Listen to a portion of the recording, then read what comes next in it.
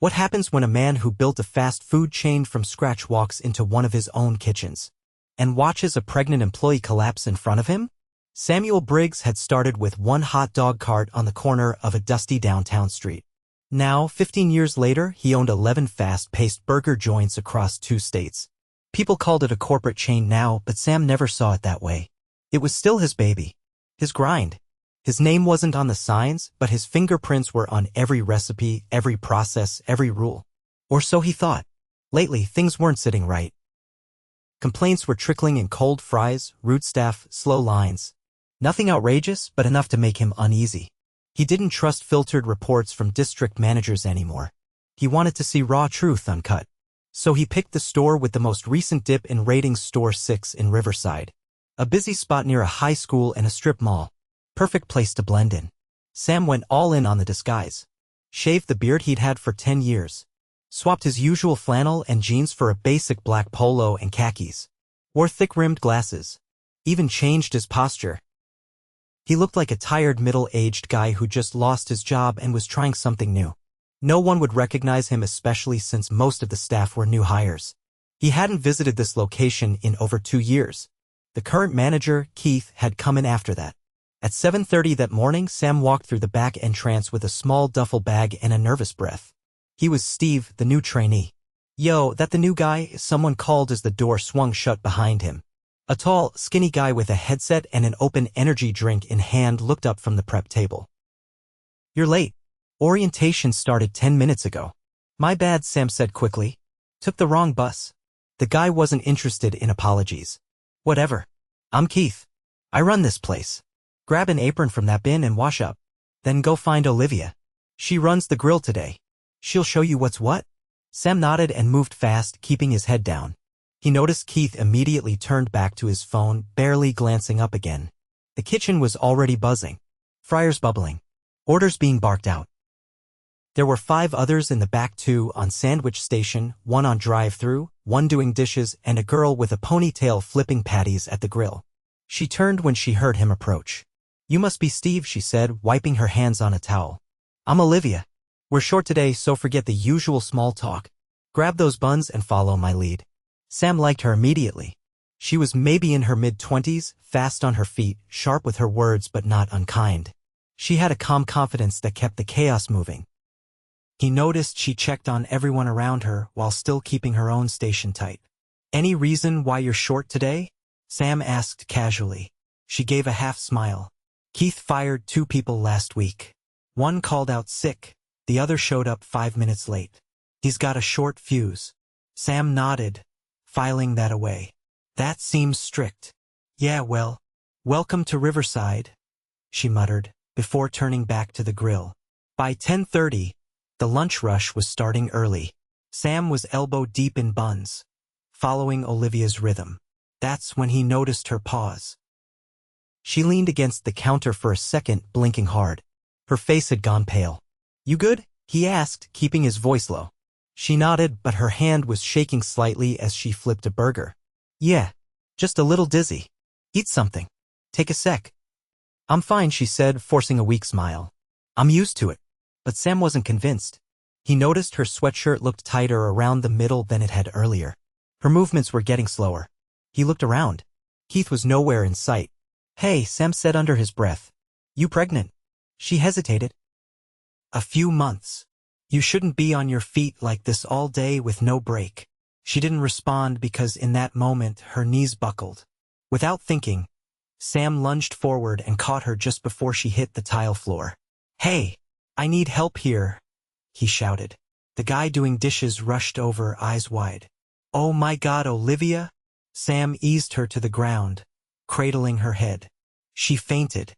"Call an ambulance." "She's pregnant," the dishwasher said, already pulling out his phone. Keith finally stormed in, annoyed. "What the hell's going on?" Sam looked up, furious. She collapsed. "She's pregnant. She needs help." Keith scoffed. "She's always making things dramatic." "She's fine." Sam stood, chest rising. "She fainted. You're the manager. Do something." "I am. I'm saying she's done for the day. Get her out of the kitchen. We got customers." Sam stepped closer. You're worried about customers while your employee is on the floor? Keith rolled his eyes. You don't get it, new guy. We all got problems. It's a fast food joint, not a hospital. Sam stared at him, jaw tight. His hands were still shaking a little. He hadn't felt this angry in years. The paramedics arrived 2 minutes later. Olivia was conscious again but weak. They loaded her onto the stretcher carefully as she whispered, I didn't want to lose my hours. Sam walked beside her as far as they allowed. You're not gonna lose anything. I promise. When he turned around, Keith was already barking orders at the others. Sam clenched his fists, then let out a slow breath. He hadn't planned on revealing himself today. But that plan just changed. The ambulance had barely cleared the parking lot before Sam stepped into the manager's office and shut the door behind him. The space was cramped, lit by a single flickering fluorescent bulb. A dusty fan hummed half-heartedly on top of a battered filing cabinet. Keith was leaning against the desk, sipping from a tall plastic cup like nothing had happened. You want to explain what just went down out there? Sam asked, his voice low but sharp. Keith didn't look up. She'll be fine. Olivia's pulled that stunt before. Couple of deep breaths, she's back like nothing happened. Sam took a step closer. You knew she was pregnant? Keith shrugged. She told me a while back. Said she didn't want special treatment. So I didn't give her any. You didn't give her water. Or breaks. Or backup. Keith finally looked up. Annoyed. Look, man. This store barely runs as it is. Half the hires ghost after a week. Everyone's stretched. She wanted hours, she got M. No one forced her to stay. Sam stared at him for a long moment. You're right. No one forced her. But you're the one who made it impossible for her to ask for help. Keith crossed his arms. You new guys always come in thinking you're gonna fix the world with a smile and a clipboard. You'll learn. Either keep up or get out.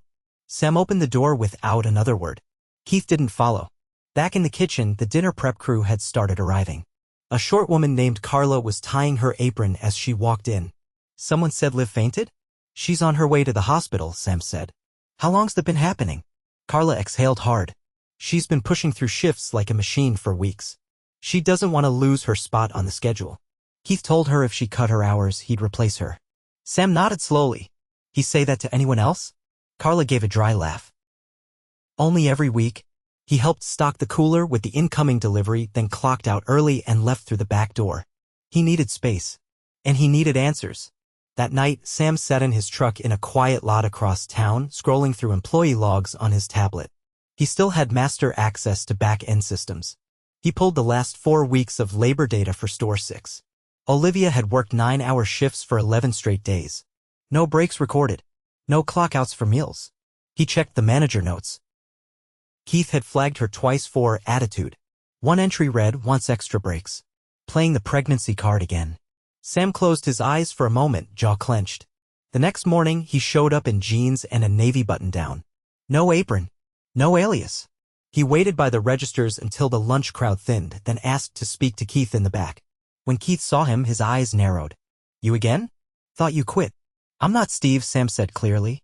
Name's Sam Briggs. I own this company. Keith blinked twice, then let out a short, forced laugh. You're kidding. Sam didn't smile. We're done pretending. Sit down. Keith stayed standing, arms tense. Look, if this is about yesterday, I already told. Sam stepped in. Yesterday was a disaster. But it's not just that. It's your entire pattern of leadership. I've read your logs. I've seen your turnover rates. Your team's been bleeding talent for months. Keith's face hardened. You think you can run a place like this without cracking the whip? These kids don't show up unless you put pressure on them. No, Sam said. They don't show up because they're afraid of being humiliated, or fired without cause, or overworked until they collapse. Keith laughed again, but it didn't land this time. You're soft. Sam didn't flinch. You're fired. You're serious? Pack your things. You're done here. Keith's mouth opened, then closed again. He looked at the floor, then stormed out without another word, slamming the door behind him. Sam stood there for a moment, alone. Then he took a slow breath and walked back into the kitchen. The crew was working like normal, but the tension was thick. Carla was running the line now, calling out orders with quiet efficiency. Keith's gone, Sam said, loud enough for everyone to hear. Starting now, This store gets a new direction. Carla froze mid-motion. Wait, what? I'm the owner, Sam said. I've been undercover the last 2 days. I saw enough. The kitchen fell silent. Sam turned to the youngest guy on the grill, a tall kid with acne and nervous eyes. What's your name? Derek. You want to be shift lead today? Derek blinked. Me? You've been steady the whole time. You know the flow. Think you can keep it running while I handle the front? He swallowed hard, then nodded. Yeah. I can do that. Sam nodded back. Then it's yours. He looked at the others. Anyone who needs a break, take one. If you've got ideas to make things better, I'll listen. This place is changing. Carla stepped forward. What about Olivia? I've already called her. She's home. Stable. We're making sure she's paid through her leave. And when she's ready, her job will be waiting. On her terms. There was a long pause. Then Carla nodded slowly. All right then, she said. Let's get to it. That afternoon, Sam stayed on the floor. He took orders, wiped tables, refilled sauces, and helped clean the fryer. He didn't talk about ownership. He didn't bark commands. He just worked. After the rush, he pulled Derek aside. You did good today, he said. Derek rubbed the back of his neck. Felt weird. Like I kept waiting for Keith to come back and flip out. He's not coming back. Derek looked relieved. Good. You want to move up? Sam asked. Shift lead can be permanent. With training. Benefits. You in? Derek grinned. Yeah, I'm in. Sam shook his hand. Then let's build something better.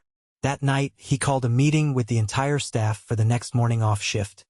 Paid time. No uniforms. Just people. He had no speeches planned. Just one question. What do you need that you're not getting? By 2 a.m., he was back at his desk, reviewing store policies. He deleted half of them, wrote new ones from scratch. Mandatory breaks, flexible scheduling, anonymous feedback channels, emergency leave protocols, and a direct line to his office. No middlemen. He didn't sleep, but for the first time in months he felt wide awake. The next morning, Sam arrived before sunrise. The lot was still half empty, but the interior lights were already on. Inside, Carla was restocking the front counter bins. She looked up quickly when she saw him, but didn't say anything at first. I wasn't expecting you this early, she said, keeping her eyes on the napkin dispenser. I couldn't sleep, Sam replied. You all right with leading the floor again today? Carla nodded. Yeah. We got through dinner smoother than usual yesterday. Derek's picking things up quick. He's got a steady hand, Sam said. People react to that. Carla gave a small laugh. You should have seen him 2 weeks ago. Wouldn't speak above a whisper. Keith had him so rattled he'd flinch every time the headset clicked on. Sam walked behind the counter and leaned against the prep table. That's changing now, but there's a lot more to fix. She looked at him for a beat. You really mean to do this right? Not just fire the guy and disappear. I was gone too long. That's on me, Sam said. But I'm here now, and I'm not just patching things. We're rebuilding. By 8, every seat in the dining area was filled. The team meeting was scheduled before the restaurant opened and every employee from both shifts had shown up. Some sat with arms crossed, others leaned forward, curious. Olivia wasn't there, but Sam had already talked to her again the night before. She'd agreed to meet with him privately once she was cleared by her doctor. Sam stood near the soda fountain, no clipboard, nothing in his hands. Just his eyes scanning the room. I know most of you still don't know what to make of me, he began.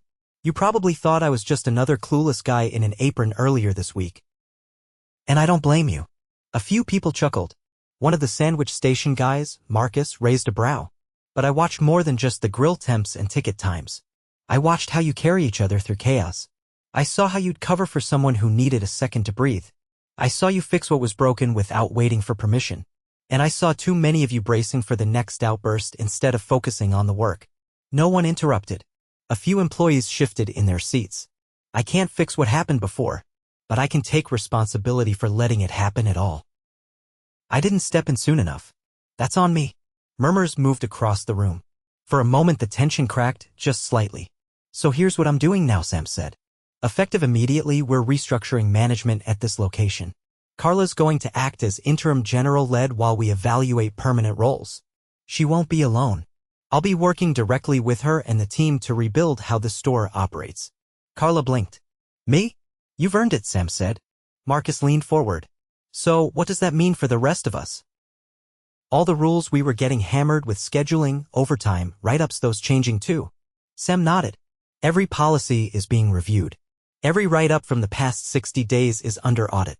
If it was issued without proper documentation or due process, it's gone. A younger worker near the window, Lena, raised her hand halfway then dropped it.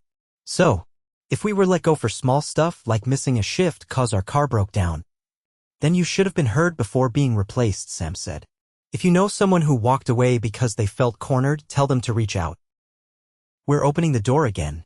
She nodded to herself. Sam turned toward the door. This won't be solved by one meeting. But this is where it starts.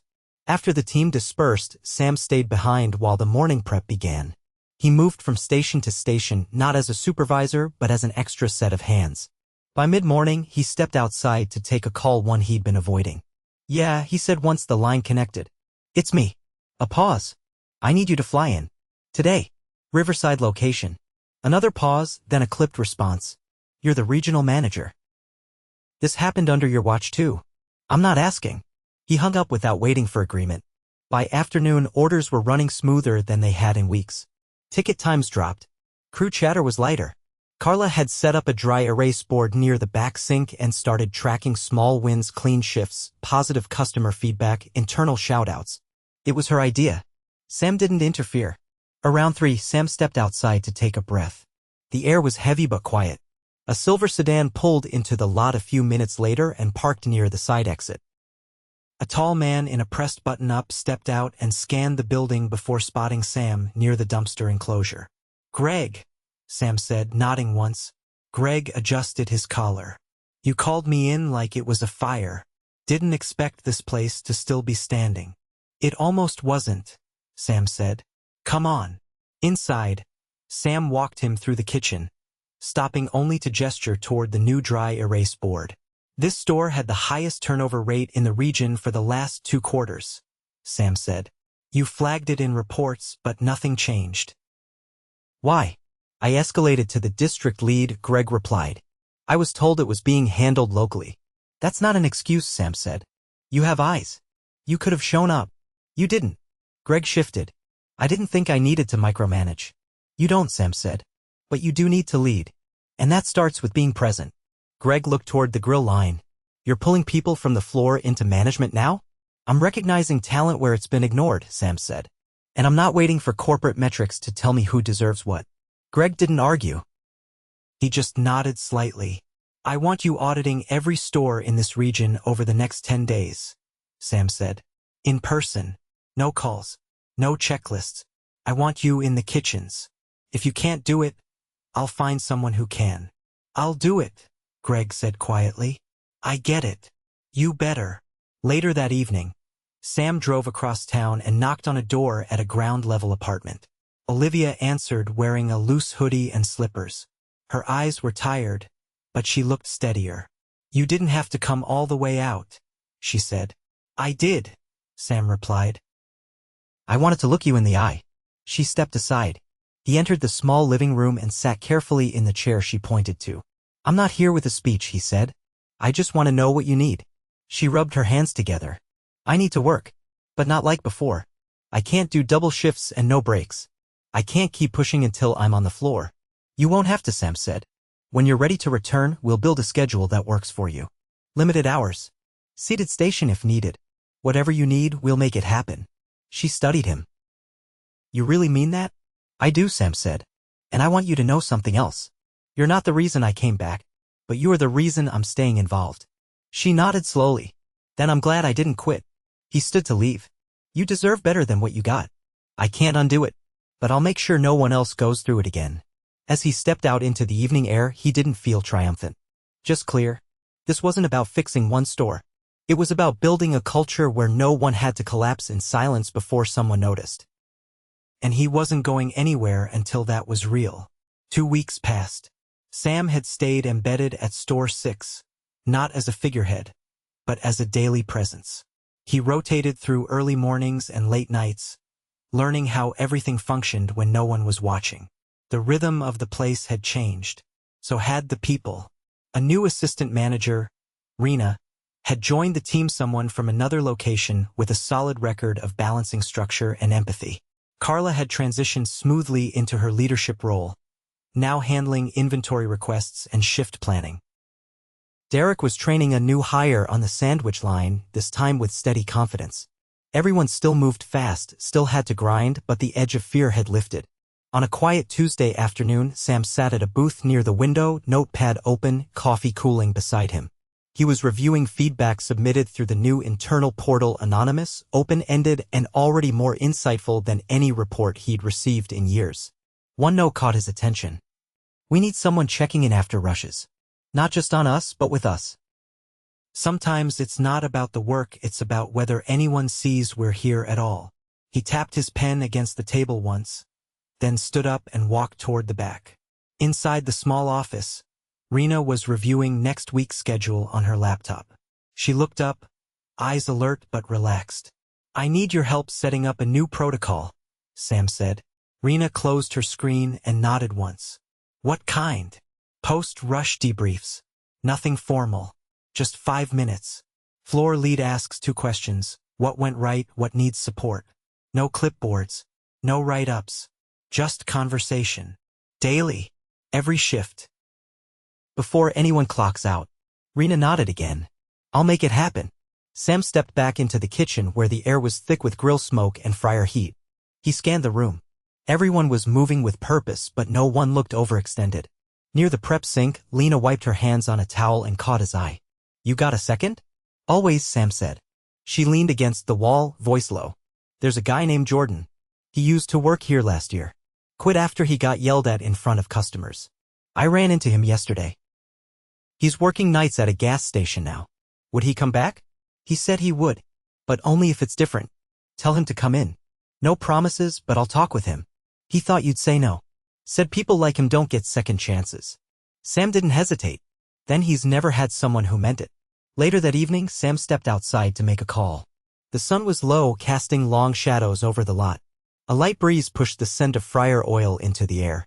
"Hey," he said into the phone. "You still got those talent development funds sitting untouched?" Pause, then a cautious response. "Good. I want to reroute part of it." He listened for a moment, then cut in. "No, not for bonuses. For crew education. GED programs, ESL support, and transport stipends.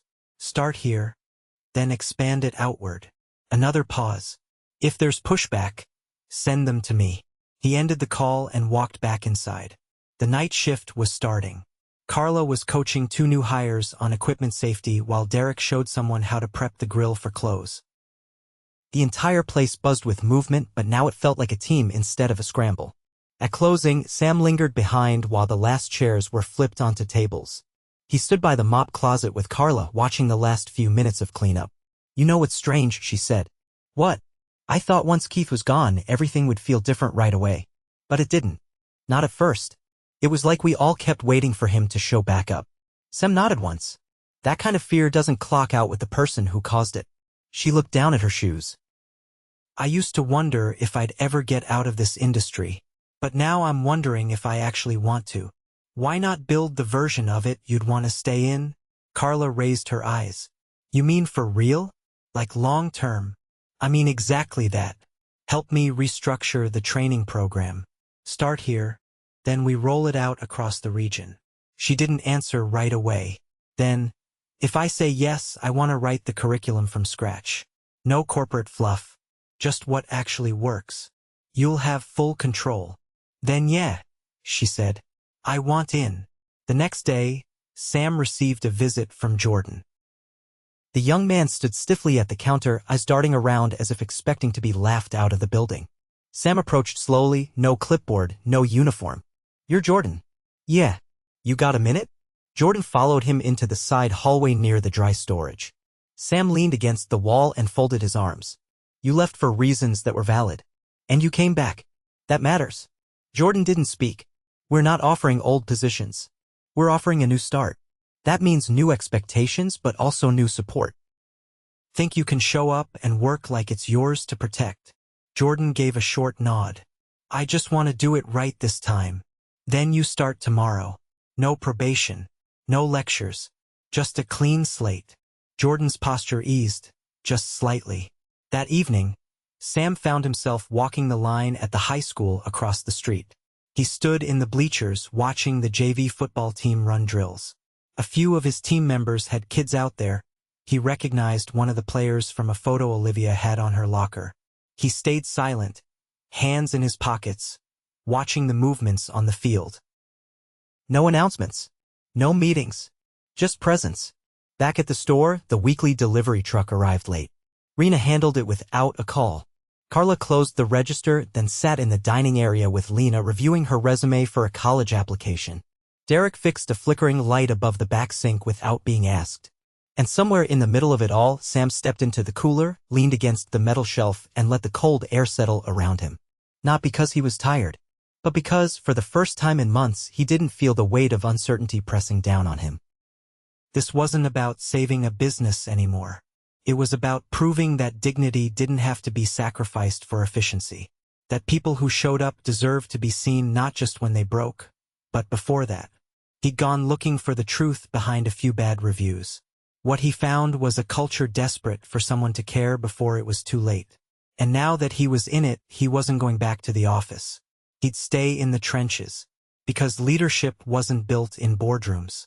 It was built in kitchens with hot grills, heavy shifts, and people who kept showing up anyway. The following Thursday afternoon, Sam stood beside a newly installed bulletin board near the break room door, pinning up the finalized shift optimization plan. A few team members passed behind him, glancing at the layout. He stepped back, scanned it for clarity, then walked toward the dry storage. He wasn't there to micromanage, he was watching for friction points. Rena had pointed out earlier that the prep crew often ran into delays because the dry ingredients were still being stocked when they arrived. The old delivery window was too tight. Sam had already adjusted the supplier schedule, but this was the first week of the new rhythm. He watched as Marcus and Lena moved through the shelves easily. No congestion, no waiting on boxes to be shifted. The adjustment worked. He stepped out and crossed paths with Carla, who was carrying a clipboard and a stack of blank feedback forms. "You still planning that cross-store exchange with the West Avenue location?" Sam asked. Carla nodded. "Next week. 2 people from here, 2 from there. Just a 1-day shadow. Rena and I will rotate who goes." "Smart," he said. "What's your goal with it?" "Get people thinking beyond their station. See how different crews solve similar problems. Might even spark a few ideas we didn't know we needed." Sam motioned toward the clipboard. "What's that for?" "Exit interviews. For people who leave voluntarily. We never used to ask why. Make sure they know they can be honest without it burning bridges." "That's the point," she said. As Carla moved on, Sam walked out to the dining area where a familiar face was waiting at the corner booth, Olivia. She sat with both hands wrapped around a cup of water, her posture relaxed but alert. Her hoodie was gone, replaced with a soft knit sweater. Her breathing sounded clear. He slid into the seat across from her. "I wasn't sure if you'd want to come back in person," he said. "I needed to know I could walk in and not feel like I was bracing for something. And it feels different. Not perfect, but I didn't want perfect. I wanted honest." Sam nodded once. "That's what we're building toward." She looked around the dining area, watching a group of students gather at the soda machine. "How do you know it'll hold?" she asked. "I don't," he said. "But it's not about holding. It's about adapting before things slide back." "Is that why you're still here every day?" "In part. The rest of it is habit. I spent too long thinking distance was the same as perspective." Olivia leaned back. "I've got about 8 weeks before I can come back. Doctor's saying short shifts, no standing more than a couple hours. We'll set up a rotation. Seated work, early exits if needed. You won't have to justify it every time." She paused. "I want people to see me work, but not because I'm pushing past my limit. I want to set a standard, not a warning. Then we'll make sure your return reflects that," he said. "No fanfare. Just a clear, fair path." She stood, sliding her cup aside. "I'll check in again next week." "Whenever you're ready," he said. After she left, Sam returned to the back and found Derek cleaning the soda gun nozzles. A small speaker near the prep sink played low jazz, something mellow but textured. The crew had started rotating who picked the music for each shift. It was a small thing, but the mood in the kitchen had shifted ever since. "You still thinking about that HVAC certification?" Sam asked, leaning against the edge of the counter. Derek looked up. "Yeah, I filled out the form online. Just trying to figure out how to pay for the exam. We're covering it. If you pass, we'll reimburse your prep course too." Derek wiped his hands and set the nozzles aside. "Why? You've got the right temperament for systems work, and I'd rather build from within than hire blind. If you want the opportunity, it's yours." He nodded slowly. "I didn't think this job would turn into anything real." "Most don't," Sam said. "That's the problem." Later that night, Sam received a call from a former employee, a woman named Tasha, who had left 3 months earlier after being scheduled back-to-back shifts with no input. She'd heard about the changes from someone still on the team. Her tone was cautious but curious. Sam met her the next day at a cafe off the bypass neutral ground. She wore a delivery service uniform, clearly on a break between runs. "I left because I got pushed to the edge," she said bluntly. "They had me doing double closes, then opening the next morning. No warning, no apology. I didn't even get a real exit." "I read your file," Sam said. "There was no mention of your hours, just a note about inconsistent energy. That's a management failure, not yours." She looked at him directly. "So what now?" "We're not asking people to come back unless they want to. But if you do, we're offering training, revised scheduling policies, and a different leadership structure." Tasha raised an eyebrow. "Same pay. Base rate's gone up. And we're adding longevity bonuses at 90 and 180 days. You qualify for both if you return." She didn't answer right away. "Then let me think on it." "Take your time. No pressure either way." That weekend, Sam held a closed-door meeting with Greg, the regional manager, and 2 other district leads. They met in the back office of a store 2 towns over neutral ground, away from daily distractions. "I've visited 6 stores so far," Greg said. 3 of them have similar patterns to what we saw at Riverside. High turnover, rigid scheduling, no communication from floor to leadership. Sam looked across the table. "Why didn't we catch it earlier?"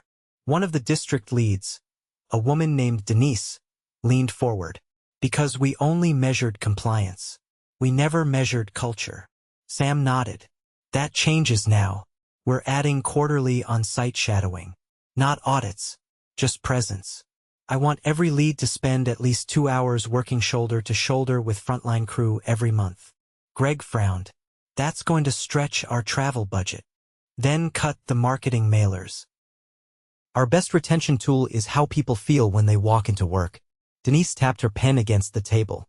"What do we do about existing managers who resist this?" "Rotate them out," Sam said. "No ceremony. Just clean transitions. The bar has moved." After the meeting, Sam returned to store 6 and found Jordan helping Lena reset the prep table. The 2 of them moved in sync, quiet, efficient, focused. A week ago, Jordan had barely made eye contact. Now he was offering suggestions, flagging low stock before it ran out. Sam watched for a moment, then turned and left the kitchen. He stepped outside and stood near the dumpster enclosure, where the noise of the fryer vent faded into the evening hum. A delivery truck passed on the road, its headlights stretching across the lot. He checked his phone. A text from Carla had just come through, a reminder that the first cross-store exchange was set for the next morning. 2 of their crew heading out, 2 outsiders coming in. He typed a quick reply, "Let them lead it," then pocketed the phone. For the first time in weeks, he didn't feel the need to be inside every minute. Not because he trusted the process blindly, but because the people inside had started trusting themselves. And that was the only reason any of it would last.